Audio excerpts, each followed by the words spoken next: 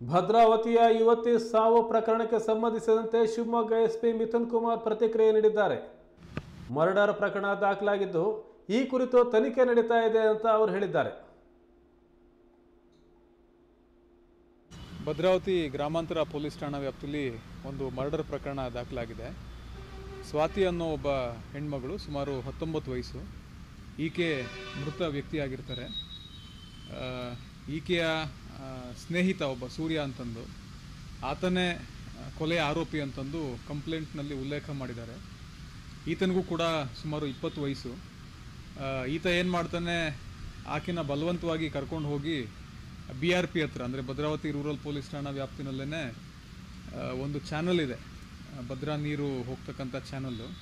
ಅಲ್ಲಿ ನಿಲ್ಲಿಸ್ಕೊಂಡು ಫೋರ್ಸ್ಫುಲ್ಲಾಗಿ ಒಂದು ಇರುವೆ ಸಾಯಿಸ್ಲಿಕ್ಕೆ ಅಂತ ಏನು ಪುಡಿ ಬರುತ್ತೆ ಅದನ್ನು ಸೇವನೆ ಮಾಡಿಸಿ ಫೋರ್ಸ್ಫುಲ್ಲಿ ಚಾನಲ್ಗೆ ದಬ್ಬಿ, ಅಂದರೆ ಚಾನಲ್ಗೆ ತಳ್ಳಿ ಕೊಲೆ ಮಾಡಿದ್ದಾನೆ ಅಂತಂದು ಕಂಪ್ಲೇಂಟ್ನಲ್ಲಿ ಉಲ್ಲೇಖ ಮಾಡಿದ್ದಾರೆ.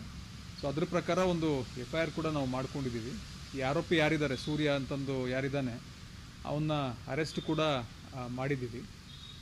ಮುಂದಿನ ತನಿಖೆ ಕೂಡ ಮಾಡ್ತಾಯಿದ್ದೀವಿ. ಅದ್ರ ಜೊತೆಗೆ ಈತ ಆರೋಪಿ ಯಾರಿದ್ದಾನೆ, ಅವನ ತಂದೆಯ ಪಾತ್ರ ಕೂಡ ಇದೆ ಅಂತಂದು ಕಂಪ್ಲೇಂಟ್ನಲ್ಲಿ ಉಲ್ಲೇಖ ಮಾಡಿದ್ದಾರೆ. ಸೊ ಅದನ್ನು ಕೂಡ ನಾವು ಪರಿಶೀಲನೆ ಮಾಡ್ತಾಯಿದ್ದೀವಿ. ಅದು ತನಿಖೆನಲ್ಲಿ ಗೊತ್ತಾಗುತ್ತೆ, ತನಿಖೆನಲ್ಲಿ ಗೊತ್ತಾಗುತ್ತೆ. ಸರಿನಾ? Thank you. ಭದ್ರಾವತಿ ಗ್ರಾಮಾಂತರ ಪೊಲೀಸ್ ಠಾಣಾ ವ್ಯಾಪ್ತಿಯಲ್ಲಿ ಒಂದು ಮರ್ಡರ್ ಪ್ರಕರಣ ದಾಖಲಾಗಿದೆ.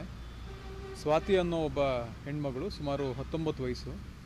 ಈಕೆ ಮೃತ ವ್ಯಕ್ತಿಯಾಗಿರ್ತಾರೆ. ಈಕೆಯ ಸ್ನೇಹಿತ ಒಬ್ಬ ಸೂರ್ಯ ಅಂತಂದು, ಆತನೇ ಕೊಲೆಯ ಆರೋಪಿ ಅಂತಂದು ಕಂಪ್ಲೇಂಟ್ನಲ್ಲಿ ಉಲ್ಲೇಖ ಮಾಡಿದ್ದಾರೆ.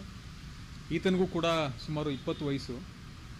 ಈತ ಏನು ಮಾಡ್ತಾನೆ, ಆಕೆನ ಬಲವಂತ